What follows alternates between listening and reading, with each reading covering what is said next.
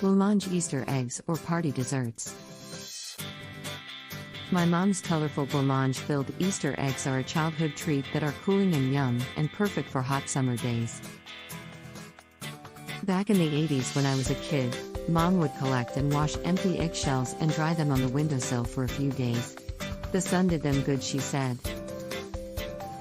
She then filled them with blancmange and allowed us to enjoy them for Easter and other hot summer days. What is blancmange? Every culture has a different way of making blancmange. Some use milk or cream, some use Irish moss, some use seaweed, algae, or canton. Our Indian version of blancmange is a sweet dessert made with china grass or agar-agar is a plant-derived gelatin, so it is quite commonly used by vegetarians here in India. It's cooked with sugar and milk, that's set in molds just like jelly and served cold.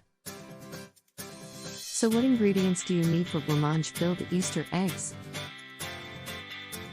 All you need to make blancmange eggs is some empty eggshells, china grass or agar-agar, milk, and sugar. Flavoring and food color are optional. How to make these yummy blancmange eggs? First, collect eggshells. For a few weeks, when making cakes, omelets, burji or sally eggs, make sure you crack the eggs gently. Make a small hole on the top to drain the eggs and use. Place the eggshells in bowls of water and allow them to soak for an hour or so they are washed well. After washing, dry the eggshells in the sun for days or weeks. But if you leave it too late, you can do it for half a day too. Allow the kids to decorate the eggs or leave them plain. It's up to you. It's a really fun project for anyone.